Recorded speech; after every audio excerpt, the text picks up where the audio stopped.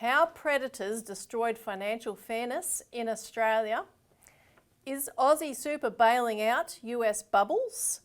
Snail-speed rail, and the truth about ISIS brides. Coming up on this week's Citizens Report.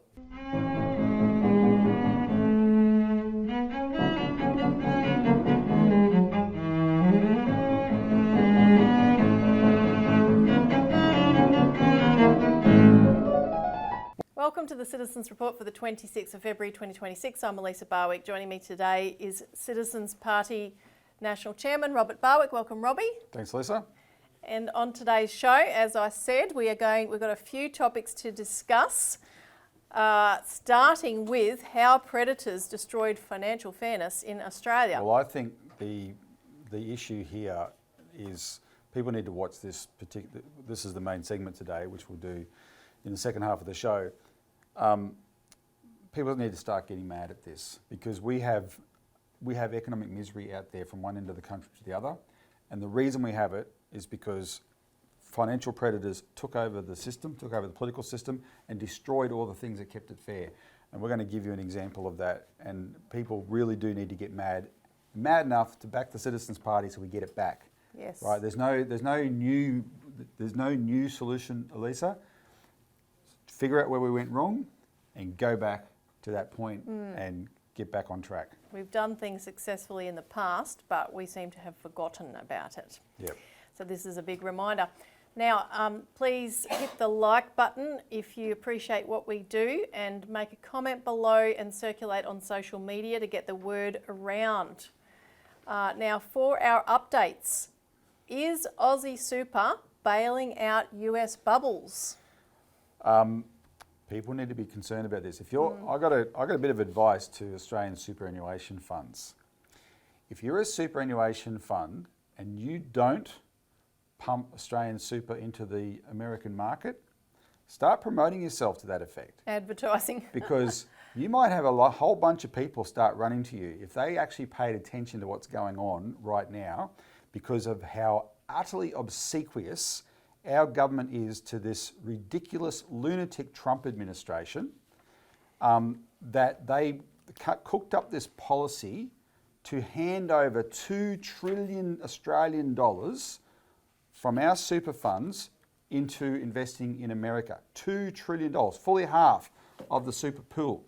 And the reason we're highlighting this is we have a campaign, Save Our Super, because this is ridiculous, and people need to start looking at what it's going to be exposed to, right? So, Elisa, next month, Macquarie Bank is going to host an event in the United States, and they got all the big super funds there, all the big Australian super funds, and the big umbrella groups for super funds, and the Future Fund, which is sort of the most shocking because that's the government one, right? That is one of our assets. Peter Costello said it was the only government asset we've got, for close to $300 billion in one fund there. And they're going to take them to Washington, New York, and to Silicon Valley. Now, remember that bit. They're going to take them to Silicon Valley because they're trying to say to them, invest in data centers in America, because America is in the grips of this AI bubble, right? And it is an obsession with data centers. Quick aside. One of the things people should be concerned about with the obsession with data centers, because we're getting it here as well, everyone wants data centers. America's economy is now smaller than China's in real terms. China uses AI, world-leading AI, but in the same period that America is spending $700 billion in building data centers, China has only invested something like $80 billion. What's the difference? Well, China is using AI for things like it's got factories that are totally dark, right? Because it's all robotic, so you don't need lights in the factories, right? Everything gets done, yeah. But they use AI for industrial purposes to make sure everything's improving all the time. They're not using AI for, replacing Hollywood, which is what, right? Writing books and all this kind of stuff. I hate what I read AI writes. It's just garbage, utter garbage. I hate it. They're not wasting a lot of AI on things that need data centers, which is what America's doing, right? But America is, we saw this before, every time there's a new phase in the internet technology, right? The information ecosystem. There's a new trend. There's just this mass of speculation in it, right? And it creates a bubble, and they're right in the middle of a bubble now. So we are being told, invest your money in that, Australian superannuation in that. But Jim Chalmers, last October, when Albanese went over there to visit Trump, and Trump insulted Kevin Rudd, as he should, because Rudd's an idiot, Jim Chalmers was there, our treasurer, and he had a meeting last October, Elisa, with the top 10 investment firms in the world, in New York, top 10. And he's there to tell them they should be investing in Australia. So just think about that for a minute. We're told, put all your money in America to make America great again. We've got our politicians going there and saying to Americans, put your money in Australia. What explains this insanity? Just invest in ourselves, for crying out loud, right? So that's one point. But ominously, Elisa, one of the firms at that event was Blue Owl Capital. And if people recognise that name, that might be because a few days ago, Blue Owl Capital froze redemptions on one of its funds. And this was quite a shock to Wall Street. And some people have compared it to the early signs of the subprime crisis in America. But this one to do with things like associated with the AI bubble, because Blue Owl Capital is exposed to the AI bubble through its investments in what? Data centres. So think about this for a minute. This is why you've asked the question, is Aussie super bailing out US bubbles? We're being told our super funds are going to be fated next week in America and taken to places where we're told, invest in these data centres. Meanwhile, companies that are investing in data centres are in discussion with our treasurer about bailing out of America and putting their money in Australia, where they'll be putting it into rare earths and the manufacturing boom for AUKUS and stuff like that, right? There's a really disturbing picture here that people need to be quite concerned about. And it all starts with this policy of handing over our super to make America great again instead of using it to invest in Australia's economic development. Yeah. And I'll just add, Blue Owl is one of the cockroaches that Jamie Dimon, the head of JP Morgan, talked about, because it's part of the private credit sector, which we've been seeing, quakes occurring, and there's been warnings, as Dimon said, that there'll be more. When you see one cockroach, in trouble, there's always more hiding, lurking under the fridge. So there's been further warnings just in the last, week or two, that this sector, which is highly unregulated and highly leveraged in terms of its debt, could all go over very soon. So listen, if that's made you nervous, call your super fund and ask them, do you invest in the United States? There's a lot of other reasons. The United States is a dumpster fire of an economy right now. The US government debt's about to hit $39 trillion. Despite all Trump's tariffs, manufacturing is contracting, right? Yeah. It's not growing. The debt is blowing out. All they've got is this AI bubble. The Dow over $50,000 that Trump's obsessed with, that's like 7 companies. 7, all tech companies, right, that are exposed to the AI bubble. That's all it is. It's nothing real. It can just collapse. It can be like as big as the Japanese collapse in the late 80s, right? From the biggest massive stock market down to something that didn't recover ever. So just be warned. And what you can do is ask yours, because apparently the government right now doesn't have the power to tell super funds they have to invest in America. This is all they're being seduced to do it. You start asking your super funds, are you invested in America? Are you going to be part of this putting half the fund in America? If so, get out and go to one that won't. Yep, they'll get nervous. All right, next topic, snail-speed rail. Now, we're not talking about snail mail, we're talking about snail rail. So all of a sudden, this is a project that's been on the books since the early 80s, I believe, and all of a sudden we're now a big topic of discussion about building the high-speed railway line from Newcastle to Sydney. And of course the project, though, there's another 2-year process which will cost $230 million So they announced that the other day. Yeah, to build a plan to do it. So this is not, we're doing it, let's start. This is still, after all the decades upon decades of previous studies, let's do a study and decide if we're going to do it. And of course, every other time they've said, it costs too much. And Elisa, we're 4 years into the Albanese government, right? Yeah, he could have started this. Well, he was in opposition. He was the big infrastructure guy, right? The big infrastructure guy. He announced that there would be a high-speed rail authority, and they legislated that, I think, a year in, the high-speed rail authority. And the last time we talked about this on this show, they had just spent 80 million. There was supposed to be, they'd provisioned 500 million for it. They'd just spent 80 million to start their business case, right? So this is the next phase of it. Yeah. And there's still an extra 2 years that they've got to take. Yeah. Now, as I said, they always at the end say, oh, we can't afford it, we don't have enough money for it, because of course they don't think about banking like we do in terms of how a government can create and back the credit to build an asset that's going to create an incredible return, not just in and of itself, but by unshackling the economy. Yep. And of course, the similar things we have to be thinking about with energy because of our productivity being crushed by gas prices and such like. So the estimated cost of the project is in the vicinity of $90 billion, and a business case that's just been released estimates that it would return $250 billion, so it cost 90, but it would return $250 billion to the economy over 50 years and create more than 99,000 jobs. But as I say, that doesn't account for all the byproducts. For instance, one byproduct which was suggested by the High Speed Rail Authority in Australia, which mustn't be very busy, but no. It exists. They are suggesting an increase of housing supply by at least 46,000 homes, given the new improved transport links, so that people can travel much more quickly to and fro their destinations for work. I think there's a couple of things you've got to be quite concerned about. One is the two parts of the speed. Yeah. The speed of construction is that they're foreshadowing is pathetic.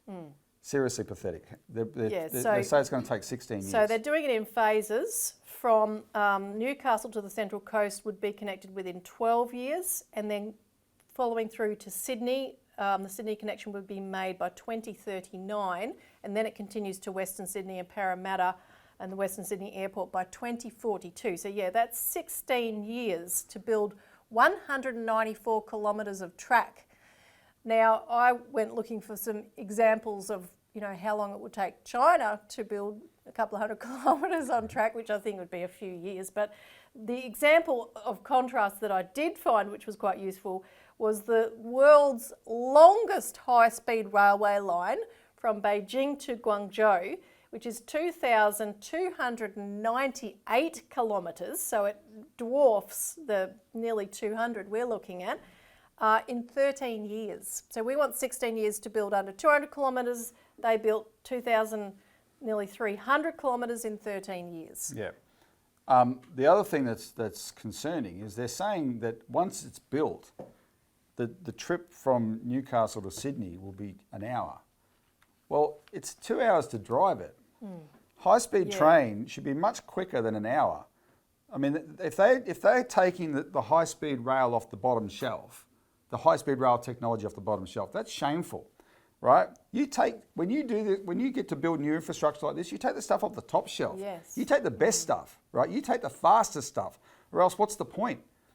Seriously, and one of the problems we have in Australia is, you've mentioned China. It would make total sense if Australia wants to do this, go to the country that's right now got the most experience in doing it and say, come in, advise us on doing this. In fact, bring your companies in, because we don't want just high-speed rail from Sydney to Newcastle. We need to go to Brisbane. We need to have it to Canberra and Melbourne, etc. Right? We've been talking about this stuff for decades. China, this is the perfect route for China to come in, bring in experienced Chinese companies and engineers to build the first one, right? Have our people on the job with them, working with them, getting the skills, right? And then we can push on to do the rest of it ourselves.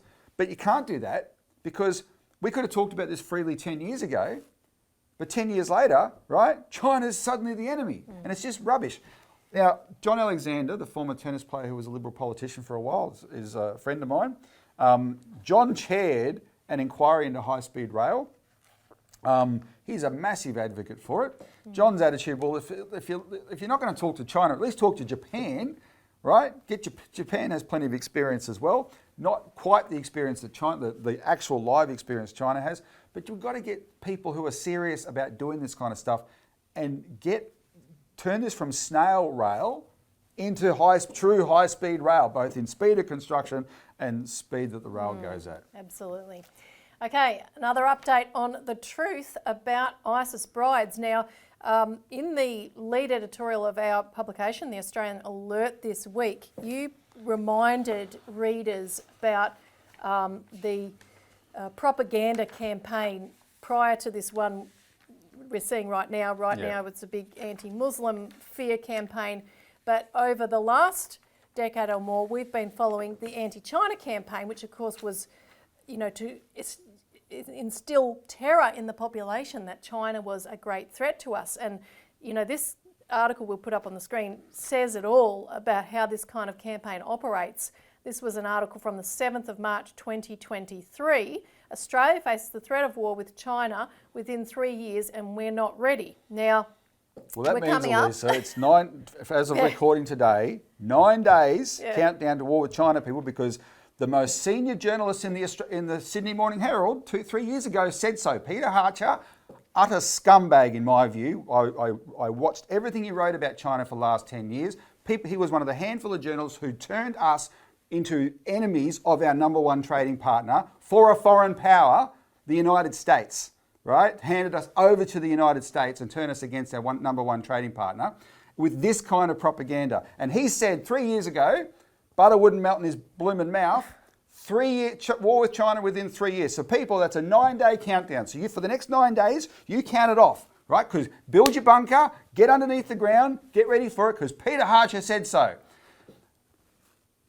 Now, the only good thing I'm looking forward to in 9 days, Elisa, is what happens a week after that, because that's the 3rd anniversary of Paul Keating going on the National Press Club and ripping these journalists a new one. Someone should let him know the anniversary's coming up. The biggest National Press Club appearance ever was when Paul Keating went on there and just slayed them all because of this, and showed utter contempt for these lies. We're in office. What makes you so sure China isn't a military threat to Australia? Because I've got a brain, principally, and I can think. Which should have been an example to the rest of Australians, because that's all it was, utter lies. But the point I made in that editorial is that's why we are suffering, we are being crushed under a cost of living crisis in Australia. We're about to face another interest rate rise. We've got inflation running out of control, electricity that we can't afford, etc. Yet every single taxpayer is on the hook for $367 billion to pay for submarines we'll never get. And it was all because of this kind of propaganda, right? And ASPI, the Australian Strategic Policy Institute, that the Americans funded to pump out this kind of propaganda, one of their actual staffers effectively bragged as much, right? That Australians would not have signed up to this AUKUS thing if we weren't made afraid of China, right? And that's how propaganda works. And so that's why I compared it to what's happening now with Muslims. Yes. So talking about the so-called ISIS brides, we made the point that all of the countries that the West ran regime change operations against, Iraq, Libya, Syria, and now Iran, are the countries that fought ISIS. And the enemies of ISIS. ISIS was created with the backing of the Western countries and major powers, including us, to try to oust Assad from Syria. And as soon as the Syrians basically, with the help of Russia, routed ISIS and kicked them out of the country. And Iran. The repatriation of the wives and the children of those ISIS fighters began. And Australia proceeded with it, as we've written in the Australian Alert this week, as a matter of course, because that's what you do with your own citizens. And Claire O'Neill... Scott Morrison did it. Yeah, even Scott Morrison approved it. Claire O'Neill, who was Home Affairs Minister, said the government had carefully considered the range of security, community and welfare factors and were informed by national security agencies. So they considered the risk and, it was not a problem. They knew that we could handle it. But why is this being whipped up the way it is now? Well, because it absolutely serves a purpose. So when you have... We haven't yet talked about the ASIO bill that we've been on about for the last few weeks. So we're about to have a bill go through Parliament, right, that gives ASIO permanent secret police powers to protect us from terrorism, right? That was the original excuse, and that's going to be the excuse again. We had a bill go through Parliament in January in 24 hours. It's never happened before, from the writing of the bill to the ramming it through, 24 hours, that now the government can ban organisations if ASIO says so, right? This is unprecedented in a democracy. It's unbelievable. And what they've done ever since the war on terror, Elisa, we've had these kinds of laws rammed through, extreme police state laws that have turned us from a democracy where our freedoms were guaranteed and there were checks and balances on government power to one where we have a secret police and using pretexts like terrorism, they can take away everybody's rights like that. That's the position that we're in as a country. And Australians accepted it because they were made to feel afraid of Muslims, right? They weren't, and we used to say it, like we've always said, going back to the first round of laws in 2002, because we fought them all the way, that in the laws there's no mention of Muslims, right? So what happened was you'd have all this stuff being pumped out on social media and politicians saying it, etc., to keep people afraid of Muslims, so much so that you produce the mindset of someone like Pauline Hanson, who turned around last week and says there's no good Muslims, like just after Ahmed al-Ahmed rescued people, bravely rescued people at Bondi, saved people from dying because he was prepared to put his life on the line at Bondi. Oh, show me a good Muslim, she says. These are not original thoughts of Pauline Hanson, Elisa. These are things that were put in there by all this propaganda, and that's why we've compared it to the anti-China propaganda. And people have accepted that. They've accepted these laws, but then the other thing they've accepted is the wars. When we invaded Iraq on a lie in 2003, right, 76% of Americans supported it because they thought two things. They thought Saddam Hussein was behind 9/11. Nothing could be further from the truth. And they're Muslims. They must have been, they're all Muslims, right? And then we did it again in Libya and we did it again in Syria, and people weren't paying attention because it doesn't matter, they're all Muslims. So this ISIS bride hysteria is being whipped up exactly like that. Now, I'm particularly disgusted at the politicians in Australia like James Paterson, Liberal Senator James Paterson, who are really out there stoking it up, right? And it's people like James Paterson, including James Paterson, that were the biggest cheerleaders for the overthrow of Assad. Assad was the enemy of ISIS. Assad ran a secular regime that protected all the minorities, just like Iraq was a secular regime. Assad ran a secular regime that protected all the minorities, right? And he had to deal with monsters like ISIS and Al-Qaeda, and he was their enemy. Now, the West has overthrown him, and the guy who is the new president of Syria, Ahmed al-Sharaa, is a former ISIS commander. He was born in Saudi Arabia. He fought in the Iraqi resistance, joined the terrorist resistance in Iraq, and then remember al-Baghdadi? We always joke about al-Baghdadi because our local dentist had the same name. Poor guy. Al-Baghdadi was the big original leader of ISIS. Al-Baghdadi deployed al-Sharaa, then known as Jilani, into Syria to lead the forces there, right? And then after a while, when he was in Syria, he broke with ISIS and he started the local branch of Al-Qaeda, and then he broke with that. But he was still always a terrorist. But here's the president of Syria is a real ISIS person, involved in all the brutality of ISIS. The West has publicly embraced him. Donald Trump embraced him. The British embraced him.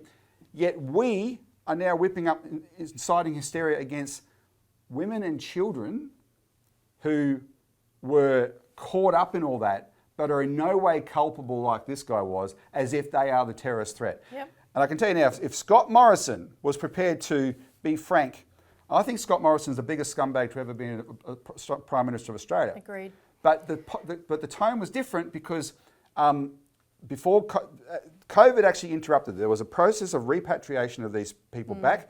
The Americans, by the way, Elisa, are the ones asking everyone to do it. This is an American request.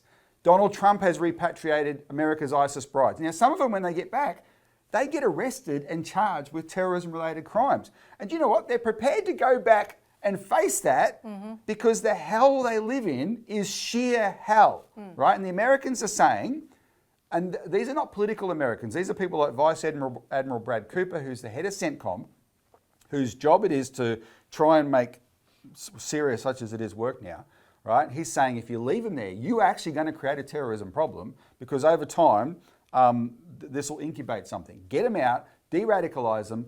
There's only a handful of them, you can handle it. There are some countries that have taken hundreds and hundreds back, right? We're not in that category at all. We can handle this, and it's the least we can do, but we've got politicians that are trying to politicise it, and those politicians do not care about your security, let me tell you. Yes. Now, what's the schedule on this ASIO bill and what should people be doing? Well, Parliament resumes next week, right? 1st of March. And there'll be, I think, a couple of sittings in March in Parliament. People, as we've said, I mean, we'll put the link below to the latest release on this, right? We put out something saying, how has ASIO captured the Albanese regime? People need to keep calling their coalition senators especially, right? So call your coalition senators and say, do not support that bill. And what we want to do, it's going to be a long shot to stop it, I can tell you, because it's like a runaway train, this ISIS thing, this ASIO thing. But if we can create more of a debate, that's quite important because you combine that with the fact that Four Corners did put a bit of scrutiny on ASIO over the Bondi shooting, and ASIO was really upset and threatened Four Corners over that, which was totally inappropriate. But now the Royal Commission has started this week, and the Royal Commission is into anti-Semitism and social cohesion, but the terms of reference, as the Royal Commissioner made clear, will also deal with the circumstances around Bondi, including the intelligence issues around Bondi, right? And we need to bring spotlight to bear because as Australians, we should not accept having a secret police. You've got to put full scrutiny on these guys, and only we are doing it, right? So you can, if we can at least create a debate in Parliament next week, who knows, it might blow up and we have something like January where people just refuse to vote for it, and that'd be great. You make your calls and tell the coalition senators, do not vote for this ASIO bill. Yes, thank you for doing that in advance. Now, on to our main topic, but first, here's how you can join the ACP. You deserve a future where the people, not entrenched power, determines Australia's direction. That's why you should join the Citizens Party. You need post offices and regional bank branches to remain open. A government that invests in people, not submarines that will never arrive. And a foreign policy that's in our national interest. We've stopped the cash ban legislation and led the fight to hold major banks to account. Tens of thousands of Australians have signed our petitions, and it's made a real difference. It's time for action as we push towards our goal of 10,000 members. Join the Citizens Party at citizensparty.org.au and be part of the movement that's shaping Australia's future. Right. How predators destroyed financial fairness in Australia. Now, we're going to talk about a not very interesting topic today, insurance, but it's a very painful topic, and I want to say... It's interesting if you've just got your premium increase. It's interesting if your house is underwater and your insurance company is saying to you, we're not paying for it, right? It's interesting if you bought a house and then just being told by an insurance company, we're not insuring you. I think Australians can relate to that. Yeah. It's more interesting than people think. But our overall point is that, as we mentioned at the start of the show, the solutions for all of the problems Australia is facing are quite straightforward, and they start with government. I mean, the pain points in the Australian economy are so widespread. You could call it a sieve. I mean, it's just, whether it's insurance, whether it's housing, whether it's the cost of electricity. I mean, we're just riddled with holes, but there's not one of them that we don't know how to address as an institution, that we haven't looked at and studied and gone back through history to say, well, how did we do it in the past where it seemed to be working better? And it was working better. Now, just before you go on, we've got to comment on what Peter Costello said this week, because Peter Costello gave a speech, and I referenced some of it just a second ago, where he said, the problem in Australia is the government doesn't have assets. Its only asset is the Future Fund. Now, he said that because he used to be the chair of the Future Fund. But what does it mean? What is the implication of what he's saying? He's the reason we don't have assets. He was the treasurer for 11 years when he didn't start it. Keating started it, right? They sold this country's assets. Couldn't sell them fast enough. And they said, oh, we're paying down debt. And they sold Telstra and they sold the Commonwealth Bank. Peter Costello finished selling the Commonwealth Bank. Everything they could sell that wasn't nailed down, they sold. Yep. And consequently, you're right, Peter, we don't have assets. And that is what Australians are now paying for, because when we used to own, when the government owned insurance companies, when the government owned banks, Yes. when the government owned electricity companies, right, our structural cost of living was permanently low, thanks to the government owning those things and most of our services being able to be provided without, driven by the motivation of a massive profit. But then on top of that, they used to go further and do good things with those assets. Absolutely, and we'll give you some examples of that, because on the insurance front, every state in Australia had a state-run, a government insurer from the early to mid-1900s. They were all commenced. And in every case, the insurance in both, its costs and its benefits were better for the individual. Yep. They were better for government agencies, they were better for local councils, and they were better for the economy as a whole. So we've looked at the case, and we've looked at some of these insurance agencies before, such as the Queensland State Government Insurance Office, the SGIO. Which was the original one. Yeah, that was started in 1918, so that was the earliest one. The model spread quite rapidly. We've just looked and written up for this week's Australian Alert, which people can get a hold of. We'll put a link to this article below and put it online. But we've looked at a report which was written for the New South Wales Parliamentary Library by the librarian at the New South Wales Government Insurance Office. So this report is where this information comes from that we've put together, the agency was started in 1926, which is an interesting story in itself, because Treasurer at the time, Jack Lang, was in the middle of a huge fight to start a workers' compensation scheme, and he was being smashed by a campaign by the Underwriters Association of New South Wales, which was a body representing 71 insurance companies. Yeah, before you go on, so in this historical fight, we're on Jack Lang's side against these 71 insurance companies. But can I point out, we had a much smaller economy then, with a much smaller number of people, 71 insurance companies. We've got 3 now. Yeah, but this was just New South Wales That's too. it, just New South Wales. We've got 30 brands or something. We've got 3 companies now. Much bigger economy. Even that tells you how badly things have gone downhill in this country. And the equivalent body today is also going bananas about the Tassie government setting up Insure. So the equivalent organisation has come out with this whole analysis saying it's going to cost too much, it's going to bankrupt you, it's going to be bad news. Well, that's not what the history says. So Jack Lang actually set up the agency out of the Treasury Insurance branch when Parliament wasn't sitting. He just went ahead and did it.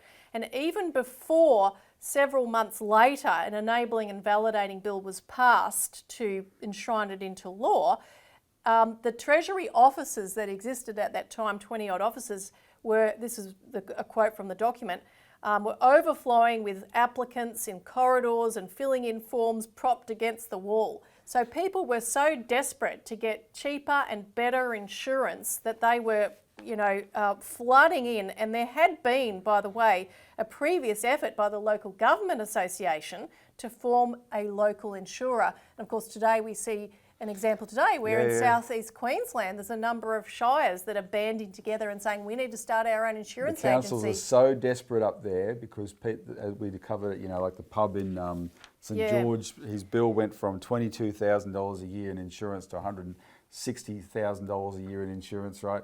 And so it's just that no one can handle it, and these regional centres are going to die, right, because of this financial system.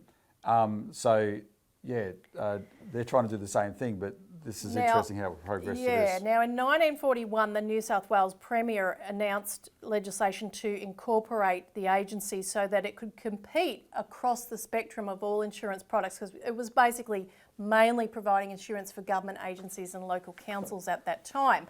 And he said it would, quote, operate as a curb on the activities of the private insurance companies. So part of that move, because at that time, as he expressed it in the the second reading speech, he said that the agency, the GIO, had excess reserves worth £650,000, which was a lot Big money in those days. in those days. And he proposed that this be sunk into a hospital fund for the construction of public hospitals.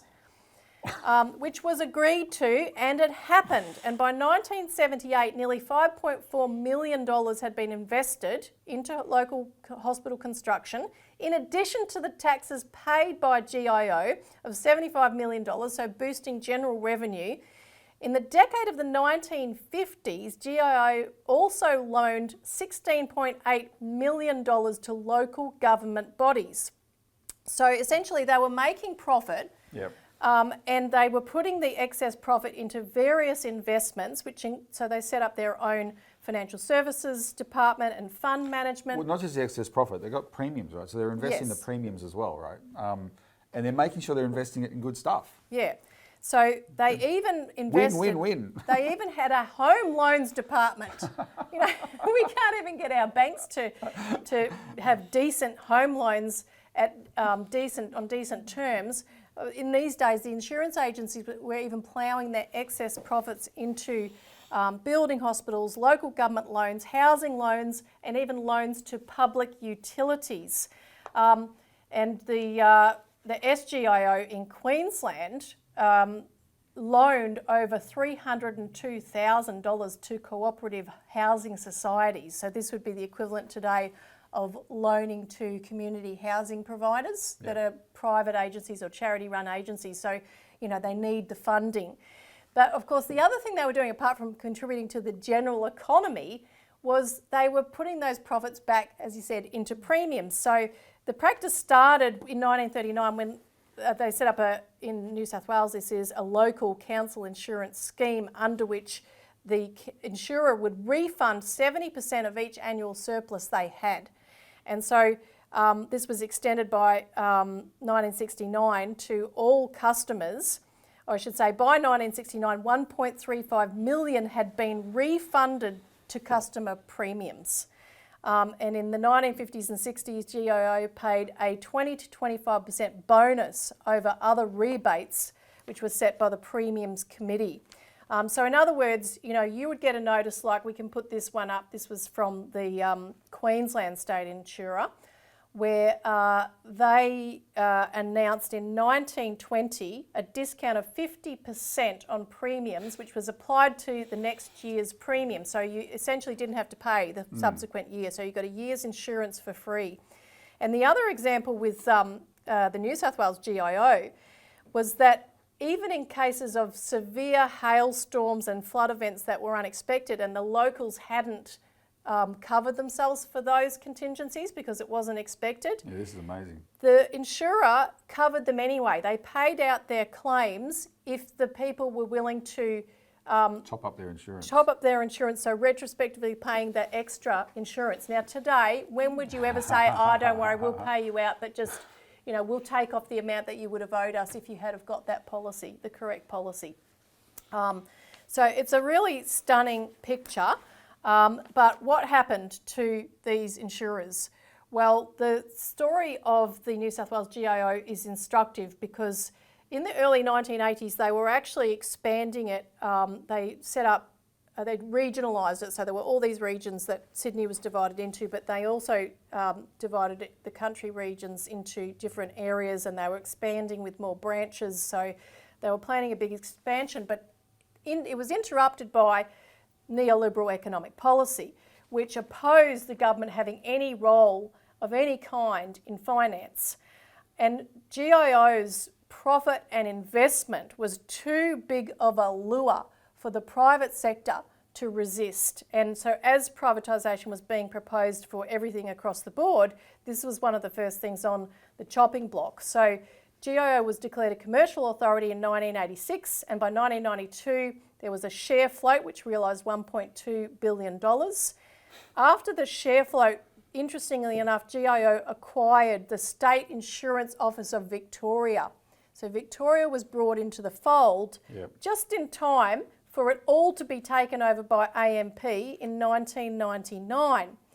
AMP was in 2001 acquired by Suncorp, which went on to buy up the Queensland State Government Insurance Office in 1986. And so the whole lot of these agencies were all either privatised or disbanded, and the private sector now runs roughshod. And GIO is still a brand today, Yeah. right? It's one of the bigger brands in insurance. It still trades off the name, like the Commonwealth Bank. But so when you see the word GIO on those ads, guys, that G stands for government. That's what it stands for. But they don't tell you that anymore. That's how they became such big institutions. But now they are the ideologues that are out there saying, no government insurance, because you've just seen, this is why I said at the beginning of the show, Elisa, people should get angry. Yeah. Right? This is what was stolen from us by these neoliberal predators. Yeah. And the neoliberals came up with economic theory that was entirely intended, it was a cover story. There was never genuine economic theory, right? Oh, government's, private sector's more efficient. No, it was so that predators could steal from the public. And that's what privatisation always was, nothing more. Letting predators steal from the public, and we're now paying the price of that. And when you see whole communities are at risk because of this insurance problem, when you see, was it last week, because there's some kind of government agency that approves insurance premium rises, right? And they've just approved the biggest one for years, even though insurance companies are making a mozza, right? Suncorp or one of them had a 50% profit increase year on year last year. 50% it went up, right? And then they turn around and they use all these arguments against Tassie because the Tassie government's saying they were bringing a government insurance office back. They don't care about the taxpayer in Tassie. What they care about is once the foot's in the door again and you have a government insurance operator office operating, people will see, this is what we've been robbed of all these years. Exactly. So the point is government has the power to do something about this, and we have to make sure it does and make sure that it does the right thing. So another example, and you briefly mentioned it last week, was an article we put together in our Australian Alert in the Almanac about what the government can do right now to help you keep or buy a home. Yep. Because if you just look at, we've documented a lot in Australian history about different housing programs. And I'm not going to go through all that. You can read about it in the article. But just to mention what the government was able to do when we had a government bank. We had the Commonwealth Bank. So the Commonwealth Savings Bank housed a housing fund which the government set up, and that housing fund could be topped up at any time by the Treasurer issuing Treasury bills to ensure there was enough money for home lending. And that home lending was restricted to first home buyers only. Loans were on what's called credit foncier terms, which was something that was devised by the Victoria's State Bank upon the advice of an economic expert who had a lot to do with this in Europe. And he came and said, this is how you should do it. So the terms were, this is a quote that they used to define it, loans for long periods at low rates of interest and light charges with easy conditions of repayment, usually made in fixed instalments that did not vary. Now, the Commonwealth Bank Act 1959 secured that by compelling the bank to provide loans for new homes at, quote, this is in the legislation to this day, the lowest practicable rates of interest. State governments, meanwhile, legislated to provide home mortgages on terms that, as they called it, were, quote, commercially feasible for the banks yet affordable for the working class. And the great example of this, as I think you mentioned last week, was the South Australia Housing Trust. And the other point to be made there was that this was not just a policy that sat on its own. Yeah. This was done in South Australia, and it was the best achievement of all of the states to attract industry to the state. We need to grow our state, therefore we need to make it attractive for people. We need to have comfortable housing. They need to live close to where they work. But then if you read the article, you'll see that included cheap power that was brought right to where it was required to the manufacturers, water systems that they built and developed, and all the infrastructure that goes with not just a housing estate but an actual economy. So, you know, that's our mandate as a party, is we have to return government to the people for those efforts to, you know, fix these pain points that we're all experiencing. Right now there's a debate, which we touched on last week, about the capital gains tax discount. The way it's shaping out, it looks like the Albanese and Chalmers are going to tweak it ever so slightly. The thing is, it needs to be properly addressed, but it needs to be addressed in concert with a whole bunch of other things to make housing affordable. And so what reform in the discount would do is take away the advantage that investors have over first home buyers. So that is important. But you could grandfather it so it doesn't only applies to things going forward, and therefore it only affects the banks because they won't be able to lend so much, right, into investors. But it won't affect anyone's existing investment property. Unless you've only got investment because you're hoping by buying an investment property, or 2 or 3 or 10 or 50, that they go up 20% a year. And I'm sorry, if you're that person who owns a bunch of investment properties and you think it's your right to have the capital of your property go up 20% a year, you're my enemy. Because that is the cancer that's destroying Australia. We've become used to these growth rates in property, Elisa, and people think it's the natural order of things. No, it's killing us, right? We went a century where housing was 3 to 4 times income, and we've gone from just in the 21st century to housing to 10 to 15 times income, right? People can't, it's killing us all, and you cannot protect the investor class from this. All I'm saying is the best we can do is grandfather this reform so it doesn't apply to what you have now, all right? But it may stop prices going up. And if you hate the Citizens Party for that, well, tough. But leave a comment below and let me know, as some people did, right? But we need equity and fairness here. But that's just part of the picture. You've got to go back to massive investment in public housing, because the public housing stock, when it's big enough, does 2 things. It makes sure that everybody can have a house, because it doesn't matter how poor you are, you can afford a house, whether renting or potentially buying. And that means that segment of the population is not part of the demand for the overall housing market, right? And that keeps a check on that market. And it makes sure that housing is for living in, not for speculating in. And if you've got a functioning economy, you don't have to go out looking for ways to make a quick buck. You don't. You'll be able to do something useful. Good point, good point. All right, now that's the show for this week. Thanks, Robbie. And here's how you can get more involved. The narrow agendas of mainstream media outlets are not telling you the full story. The weekly Citizens Party Australian Alert provides in-depth insights into issues that matter to all Australians. The Australian Alert holds a mirror to those in the halls of power, reporting on issues of national importance that are being buried by the major parties. It's reported on the misconduct of banks and major corporates, the persecution of those doing their jobs, and the failure of regulators to do theirs. Economic coverage puts real issues on the political agenda. There's serious analysis of global issues, the Washington Insiders report, and the global threat from endless wars. Everything you should know every week is in the Australian Alert. Subscribe today for hard copy and digital versions. So get involved, and we'll see you again next week.